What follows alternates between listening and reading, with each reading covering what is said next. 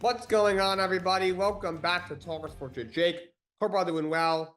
Hope you all had a nice weekend. We have a lot to cover today, so let's jump right in.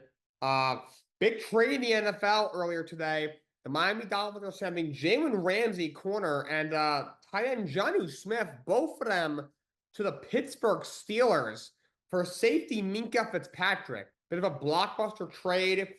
Very rarely in the NFL do you see a top level player get traded for a top level player. But we have one here. I personally would prefer the Miami side of things. Minka's a little bit older, but still a very good safety. One of the better ones in the league, Pro Bowl caliber safety still. That's a big help for Miami. Of course, he started in Miami, was drafted there in the first round a bunch of years ago. And he returns to Miami. It's funny because they traded him like a year and a half or 2 years into his career for a first-round pick to Pittsburgh, and then now a few years later, trades him back to Miami.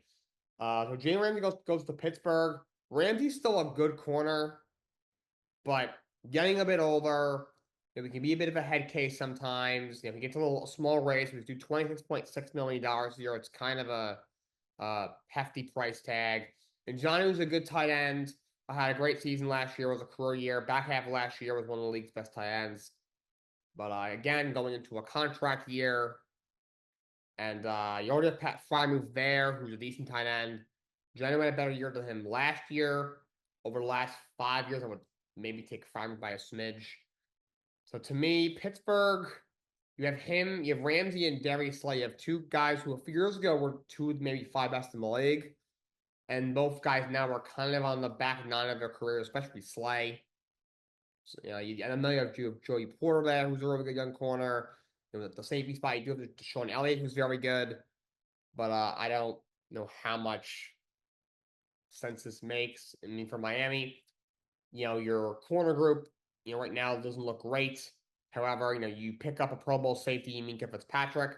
You can have for at least a few more seasons. Rams a guy you've been trying to trade all season. You didn't want to be there. Jones guy you were going to lose in free agency. I have a feeling there's going to be some changes after the season for Miami. Unless they win a playoff game, which I don't see happening. I don't see how Mike McDaniel comes back. I don't see how Chris Guerrero comes back after the season. They've done just terrible damage to that franchise, especially Chris Guerrero.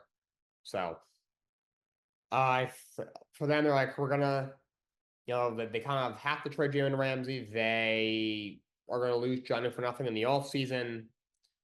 Johnny Smith, as good of a player as he is, as good of a player as Jalen Ramsey still is. Those guys, doesn't matter what they do this year, it's not going to make Miami a contender to me. Could they maybe win 9 or 10 games, make the playoffs? Yeah, but I don't see them winning a playoff game this year. I don't see it happening. And for Pittsburgh's side, doesn't make sense because first of all, now this team's really old. Your quarterback Aaron Rodgers is 41 years old. He's completely done. You run Darius Slay, I mentioned, who's at the very end of his career. You have Jalen Ramsey in the back nine of his career.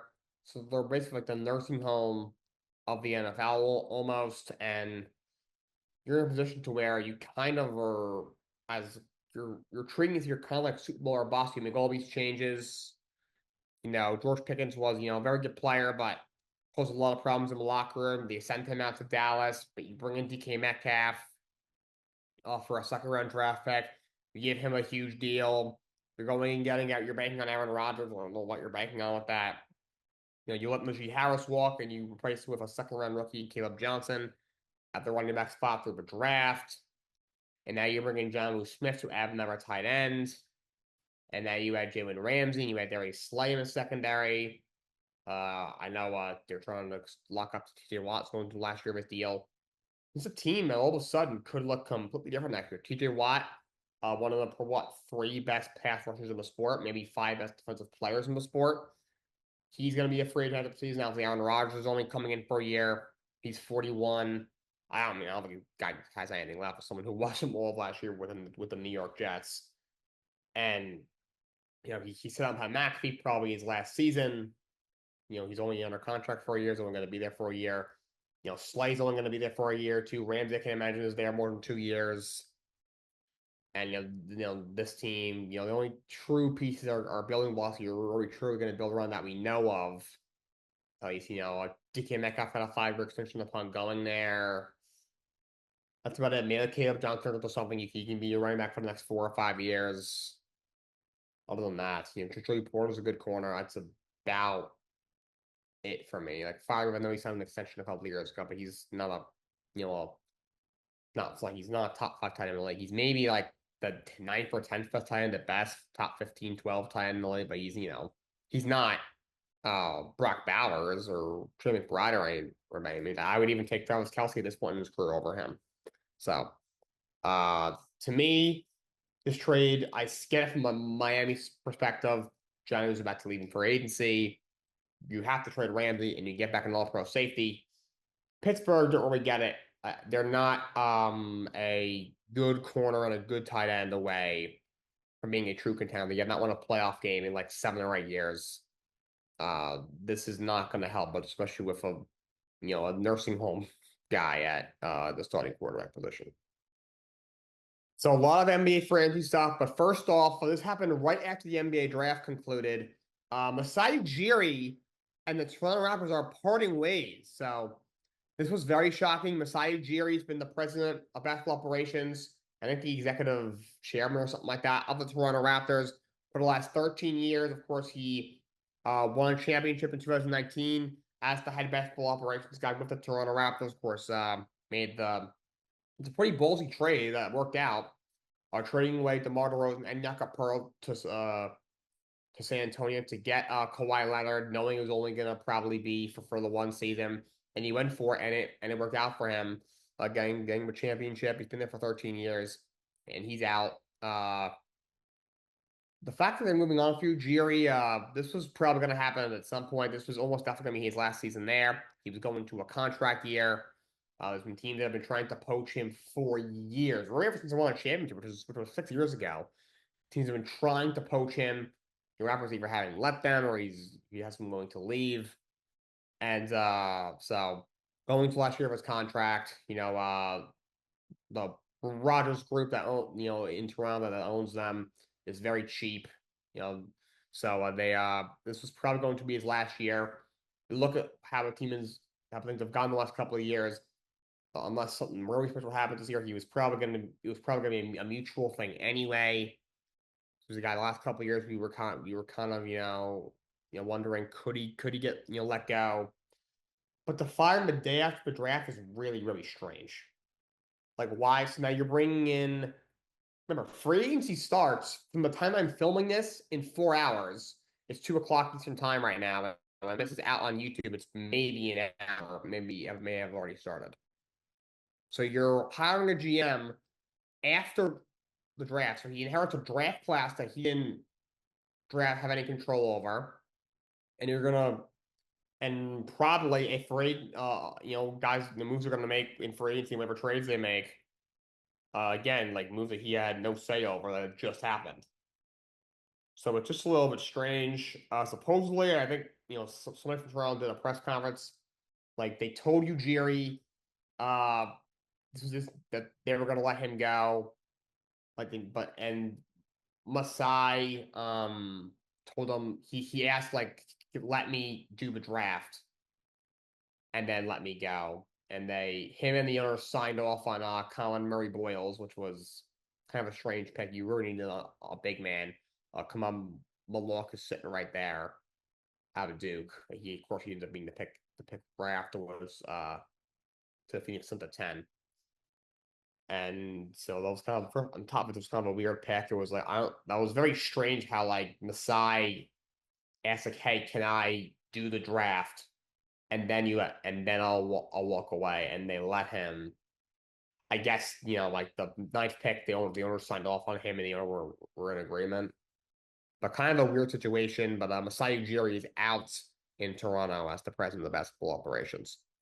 And into all the moves, we had some trades, some free agent signings. We had a trade that happened. The Bulls and Lonzo Ball to Cleveland Cavaliers, and in return to get Isaac Okoro.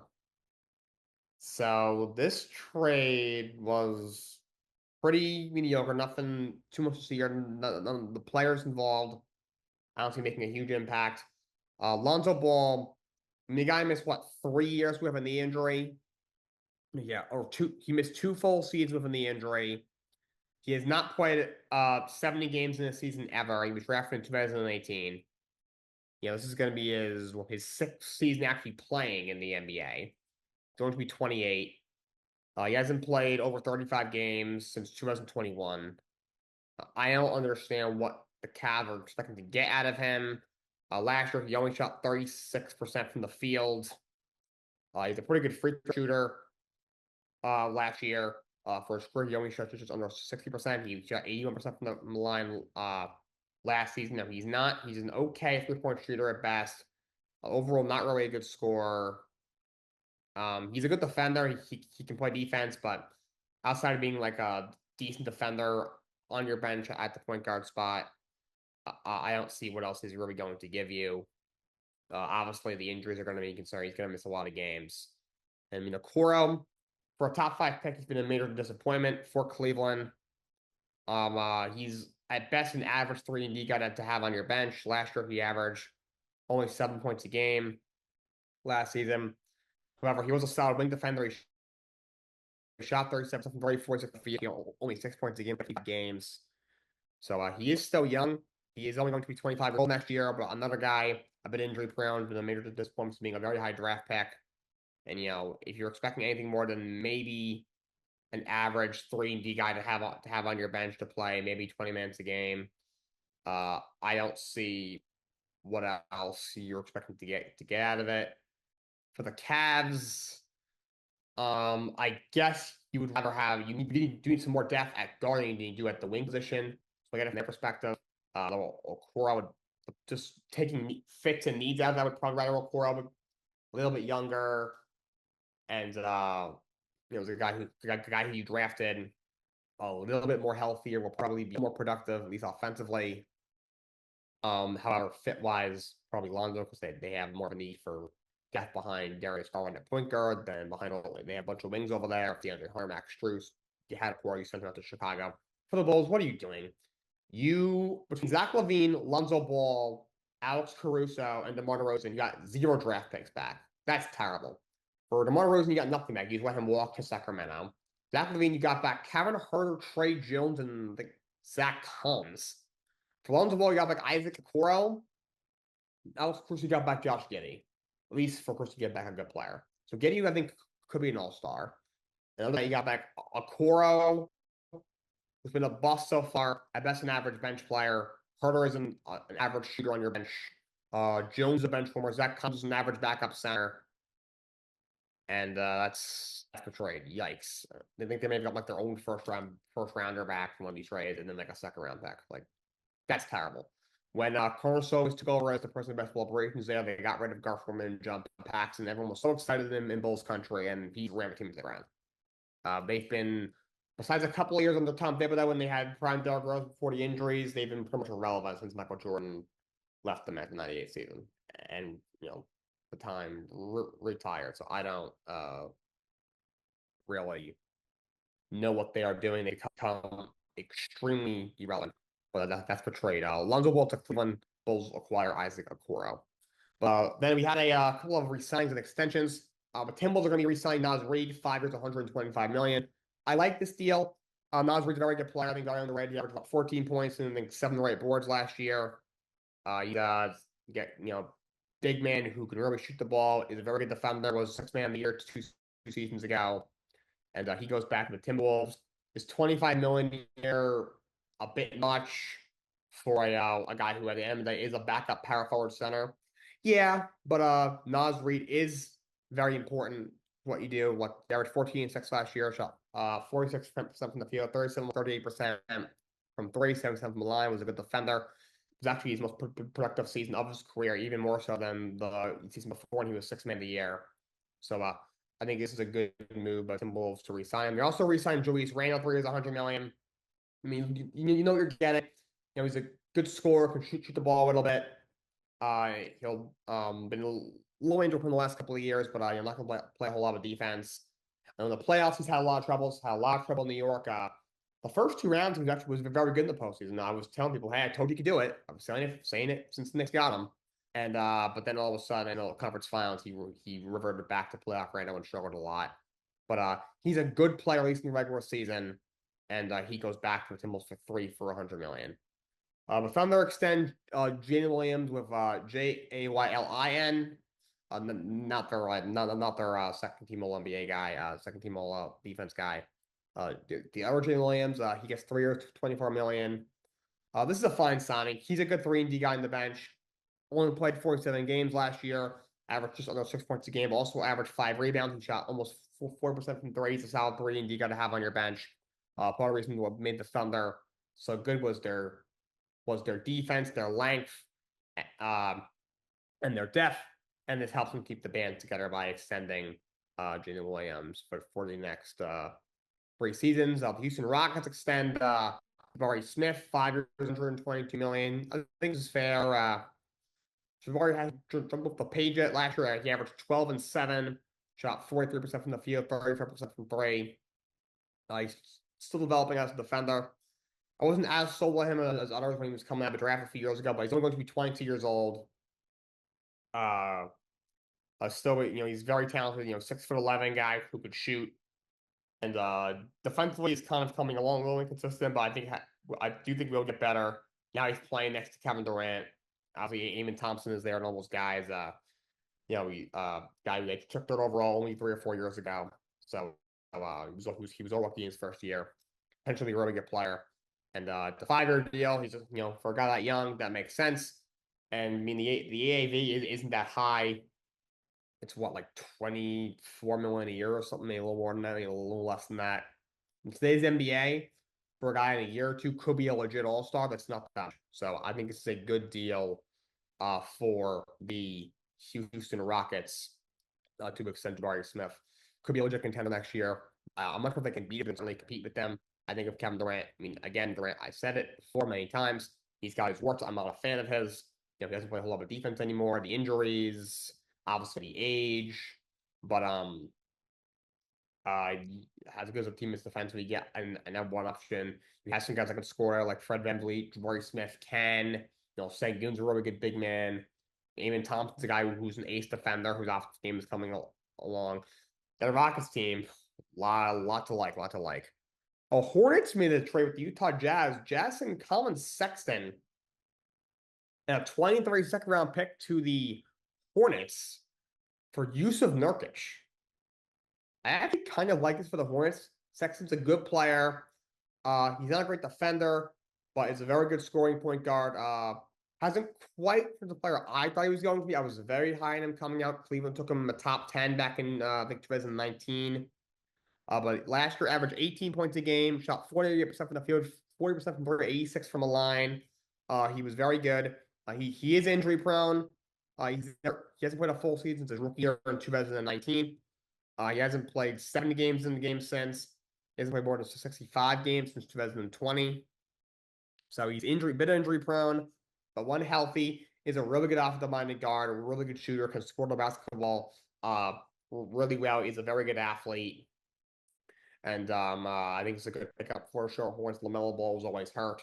If you'll start him at 2-guard position, that might be where Cam Newport plays, but nothing else. He's an excellent 6-man, number 2 point guard, who will probably end up starting a handful of games because of the injury concern that surrounds LaMelo Ball.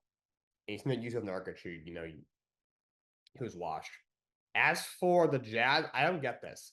I have said that they need a bit of a shakeup.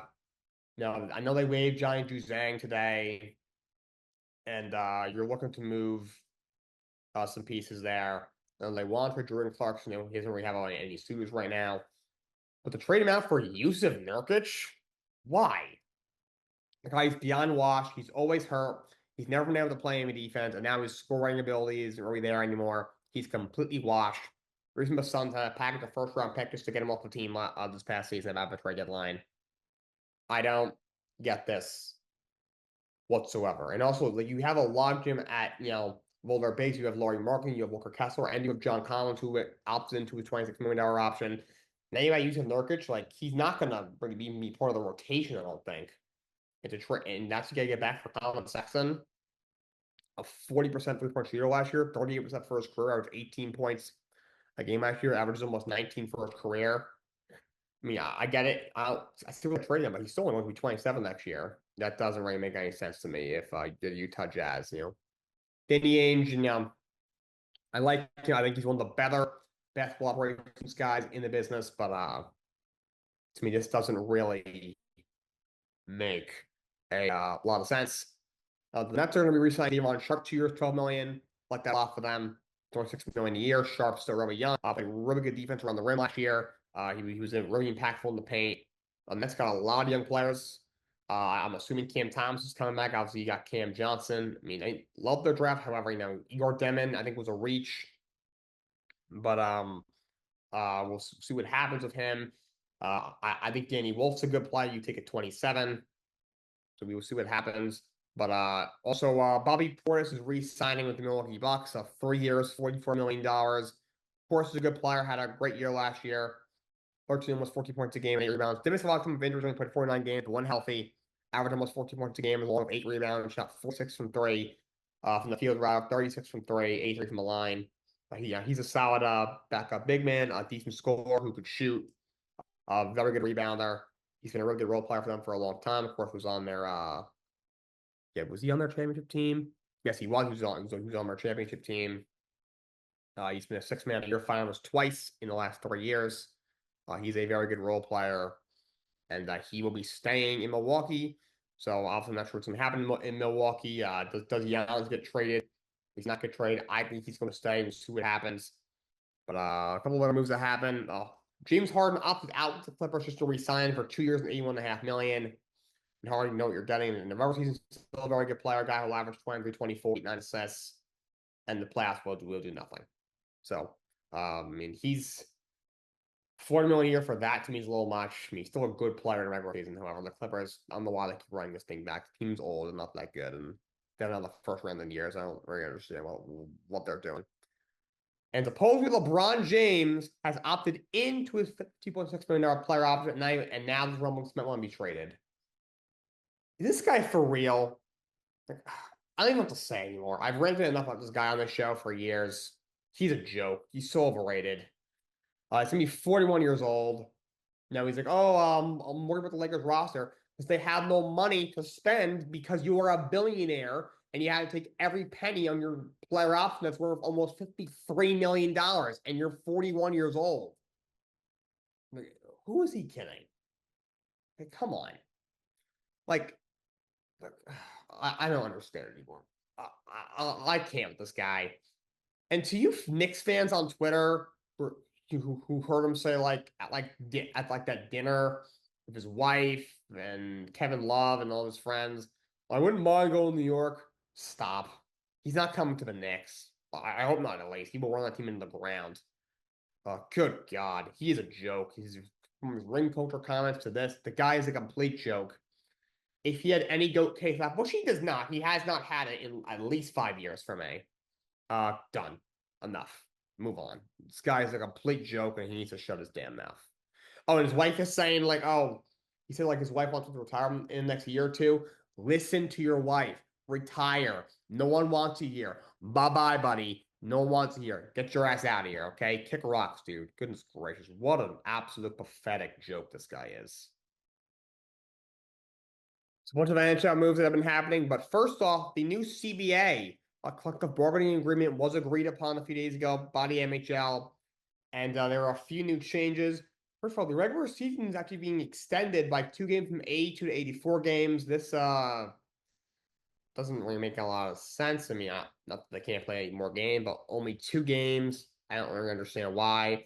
Or they are cutting the preseason in half, so they're technically playing less games overall. It was usually 82 regular season games, and then they were playing up to 8 preseason games. So technically, they're playing 2 less games overall. But the regular season, of course, is what matters. That they're playing 2 extra games. They're gonna try and move their season started to late September, as well as a result, which means maybe the Cup final will be played a little bit earlier in June to kind of stretch out the time between the end of the Cup final and the NHL draft, because the NHL draft is what really kicks off the all season. And then we got contracts are getting tweaks. It used to be for a team that's re-signing or extending with their team, you can get up to 8 years. And when you go to another team, you can get up to 7 years. They're reducing them to an extension can be up to 7 years, and a deal for another team can be up to 6 years. So that's a change. Teams in the past have used the long-term injured reserve loophole to put a guy who's like hurt but not that badly hurt on the LTA IR. So his salary comes off the book, so you can this allows you to kind of like roster maneuver. It gives you extra cap space that to make trades during the season. And you've seen teams like the Lightning and the Golden Knights in a lot of the last few years to just keep guys out and then just randomly in the postseason when they need them, like, oh, here's an elite level player, we're just gonna throw on the ice now. So now the salary cap will now apply in the playoffs as well, which probably is something that does need to happen. The teams have kind of abused that to an extent that was a little bit much. The e-bug emergency backup goalies is now going to be a requirement. Obviously, these are always fun. Of course, the most notable one was in Carolina a few years ago. Both their goalies get hurt, so their emergency backup goalie, because you remember teams can only dress two goalies. He was like this guy David Aries. He was a guy who he played goalie in college. He worked for the team. He wasn't an actual player, but he's like the emergency goalie that they were allowed to carry. He was like there was a Bowman driver, and he went in and ended up winning the game for them. And then I think he got like a bunch of money. He got to like keep the puck. It was a very cool moment.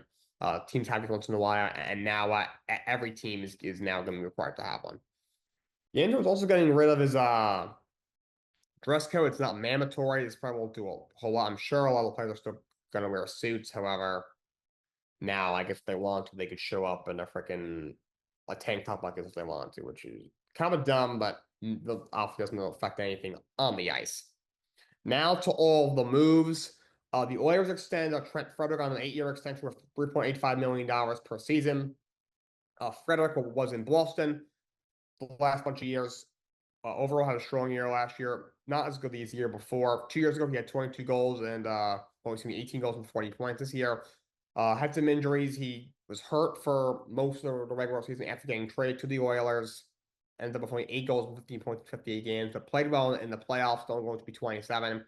Shown in the past he can be really good, and the Oilers lock him up. The Leafs penned out a couple of extensions. They extend John Tavares on a 4-year extension that will pay him $4.48 million a year. Tavares is getting older, was 34 last year, but still had a great year, had 38 goals and 74 points.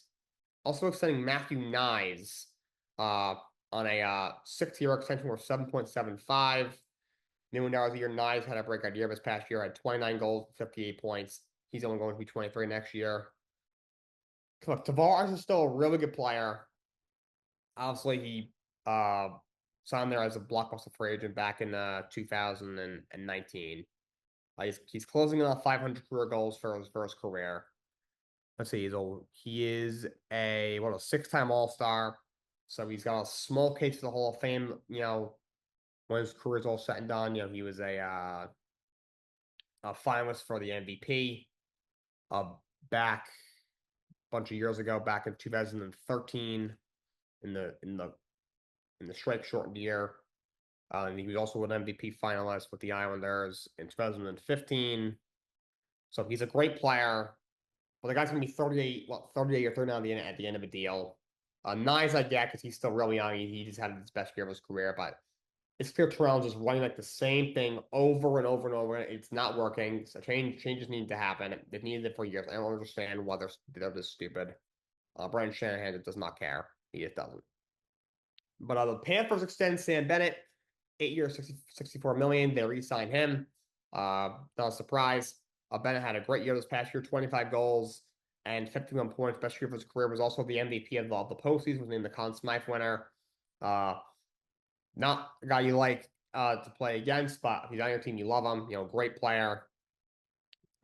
Very productive offensively. Good goal scorer. Good puck mover. Really good in the backhand. Very tough to play against. Plays really hard. Is very good in the postseason. Big part of their cup wins the last 2 years, and now he is locked up. Will be probably the rest of his career, at least the rest of his prime in Florida. The Bruins extend Morgan Geekie. He gets 6 years and $33 million. Geekie had a career last year. He had 33 goals for Boston. He's still young. He's only going to be 26 or 27 years old next year. It's going to be a retooling phase. He traded a bunch of veterans away at the deadline. First, Brad Marsh went to Florida. Brendan Carl to Toronto. Charlie Quirk to Colorado. So he traded a bunch of guys away, but you're some young guys that you're obviously going to have to try and build around. Obviously, David Pastrnak, who's one of the league's best players, is obviously still there. You still Charlie McAvoy swimming in that. Got back some top prospects at the trade deadline. You just drafted that kid from the Long Island kid, 7th overall in the draft. Now you lock up Morgan Geekie. There's the core start to kind of take shape. And the Minnesota Wild, they make a trade to the Detroit Red Wings to get Vladimir Tarasenko. Tarasenko is not quite the same player. He's on the very end of his career, going to be 34 next year. It will be, I believe, but his 14th season in the league next year. Not quite the same, but 11 goals, 22 assists, 33 points last year. A far cry from the guy who was once a 40, 35, 70, 80 point guy a season. But still a solid bottom 6 forward, and he goes to the Minnesota Wild. Then we had some trades in the NHL. We had Montreal getting Noah Dobson from the New York Islanders. They sent the 16th and 17th picks in this year's draft that recently happened, as well as Emil Heineman. Emil Heineman goes to the Islanders. He's only 24 years old. Last year, in his true rookie season, he played the year before. He played only 4 games for the Canadiens, didn't record a point. He had 10 goals last year and 18 points in 62 games. Only going to be 24 this year. He heads to the Islanders, and then they got those picks in the draft.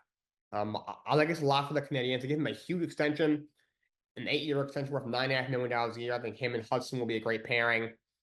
Dobson, a bit of a down year last year, but still had 10 goals and 29 assists, 39 points. The year before, he had 60 assists and 70 points, but he's one of the best offensive defensemen in the league, only 26 years old. He's going to be next year. Solid defender on the back end. It's kind of gotten better every year. One of the best young defensemen in the league. Heads to Montreal. Team that's been rebuilding for a while and has developed a really good young core. Snuck into the playoffs this past year. And they get Dobson, where they get Montreal will really, really thrive. For the Islanders, I get why he moved him. He was going to be a free agent after the season. You're going to a huge rebuild. You just brought in a new GM and president of hockey operations finally, Darsh from Tampa. Actual legit hockey operations guy, not old man Lou.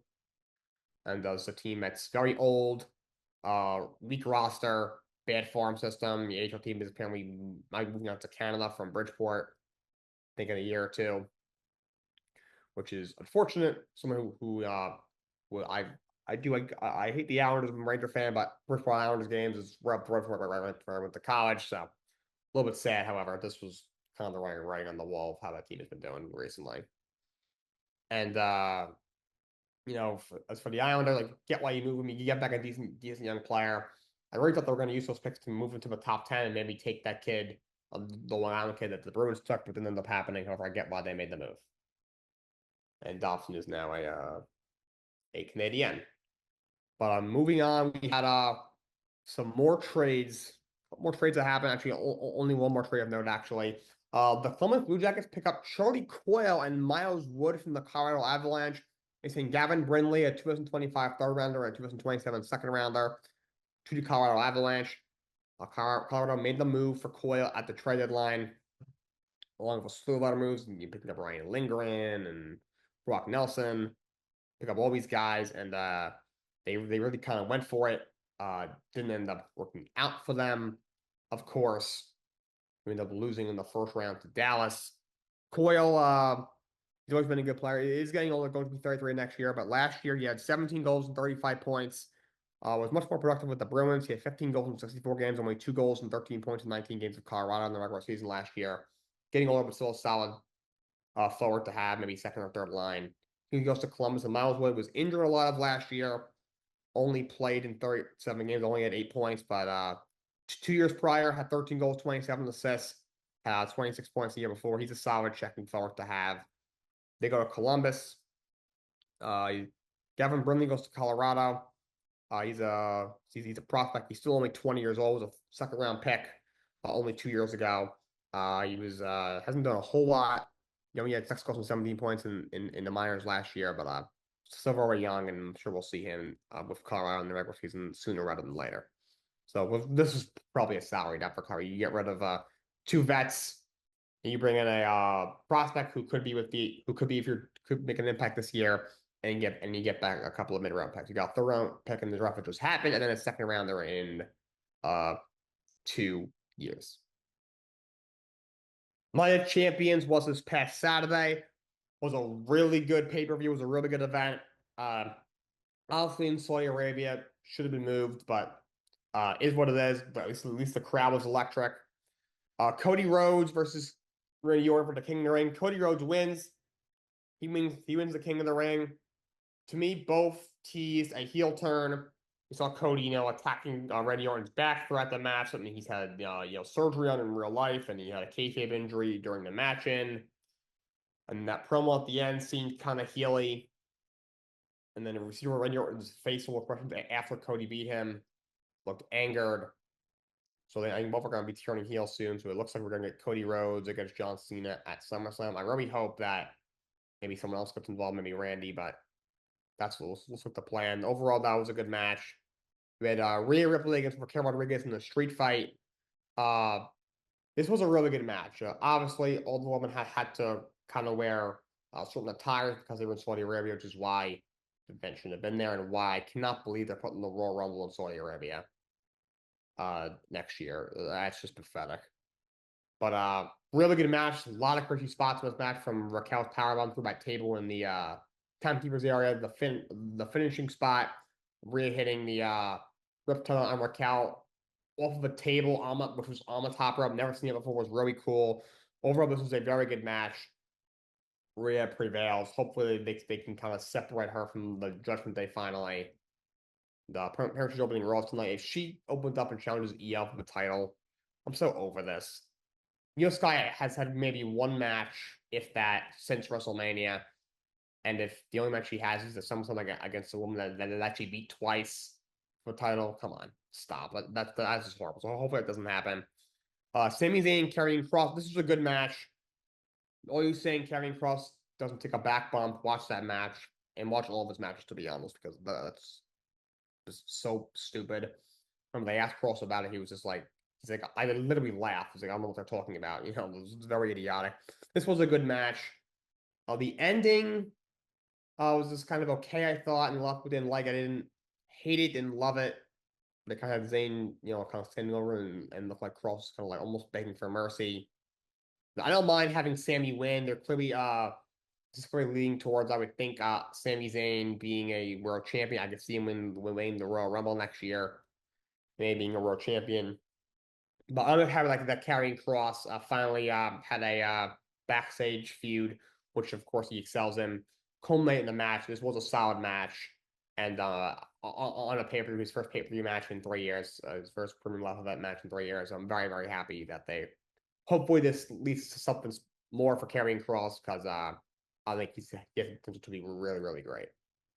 Yeah, Solo Sikoa defeats Jacob Fatu and wins the United States Championship. So overall, this match was very good. Obviously, you had obviously Jason Mateo came out, then you had the return of Tongaloa.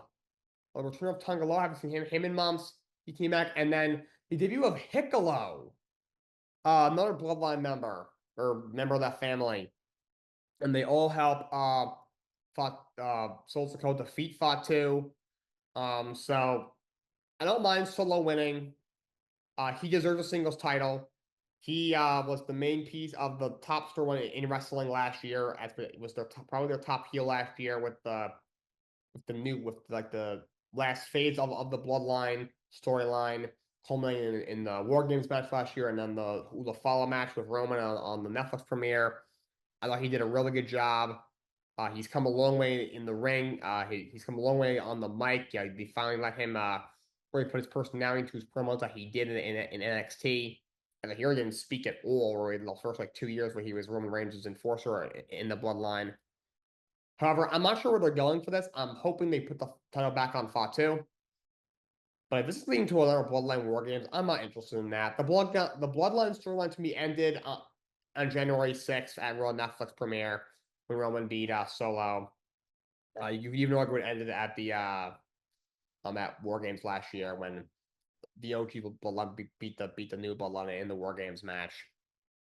So now, also like Jason Mateo, first of all, his presentation has not been great. He's not part of the family. He's not Samoan. He's not part of the Bloodline. Tungaloa is back. I'm happy Hikalo, who's apparently known as Tawatonga, which is kind of lame considering he's a Tonga, he's Tungaloa and Tamatonga's brother. He's taller than them. People on Twitter were like, "Oh, they're called Tawatonga." It's like a joke, and the name apparently that's what's going to happen. So hopefully it doesn't happen. That's kind of a lame name, but if it is, this is what it is. It's not that big of a deal. I am excited to see him. He's very, very talented. There's been rumors for years he was going to come to WWE. He's finally here. To me, now we got Zillion Fatu on Twitter, being cryptic. Now Roman Reigns is advertised for War Games. Are we really going to do Solo, the three Tongans of Tamatanga coming back, and Hikalo against Fatu, the Usos, Roman, and then Zillion Fatu? That's so predictable and so lame. I'm sure it'll be a good match, but come on, give me something fresh. I don't need another Bloodline War Games match. Okay, this stuff is over. We don't want that. However, I am happy for Solo Sikoa. Like I said, he was the top heel last year that they had. He's got pinfall victories over. He beat John Cena WrestleMania a couple years ago. He's pinned Roman Reigns, pinned Cody Rhodes in the last year. He should have on the WrestleMania card, and now he's the U.S. champion. Might only be for a short time. In fact, probably should be, but I am happy for him. Jade Cargo takes on Asuka to win Queen of the Ring. Overall, it was a solid match. Jade kind of goofed up the pin at the end. It was a kind of a sloppy ending, however. Decent match. I think the right woman won. Asuka's not been champion in a long time. However, I'm very happy she's back. She's one of the best in-ring women wrestlers ever. She'll be just fine. They're pushing Jade. I can't hate. She's a little bit wonky in the ring still. She's still getting better. I do think with time she will get better. And it looks like she's going to fight Tiffany Stratton at SummerSlam, which I am excited for. And the main event, John Cena defeats CM Punk in an incredible match, extremely chaotic, great match. You had Seth Rollins come out. He was trying to cash in Money in the Bank, and all the chaos with Reed and Braun Breaker attacking both men, and then love the spot with Charles Robinson doing the run to the ring, and then Cena decks him, and then he gets in Rollins' face. Rollins like, "This got nothing to do with you," and Cena this has everything to do with me, which he's kind of right. He's like, "Buddy, you're cashing in on me. It's got everything to do with me, dude." And then he AA's Rollins. And then him and CM Punk actually like shook hands during the match at one point, and they hugged. And then you see CM did like that heel, like when he turned heel, the face he did at Chamber, that same face. He goes to kick Punk in the nuts. Punk catches him, but then Rollins comes in and curb stomps CM Punk, but then CM throws him out of the ring and escapes with the win. Incredible match. I'm hoping maybe Punk is involved in the SummerSlam match with him and Cody, but if not. What a way to end the Cena and Punk feud. John Cena's greatest rival, if you ask me. Incredible atmosphere. Incredible match. Loved it. And John Cena is still the champion. I like my champions a lot. And that's all I got for you guys today. Until next time, so long. Have a great day.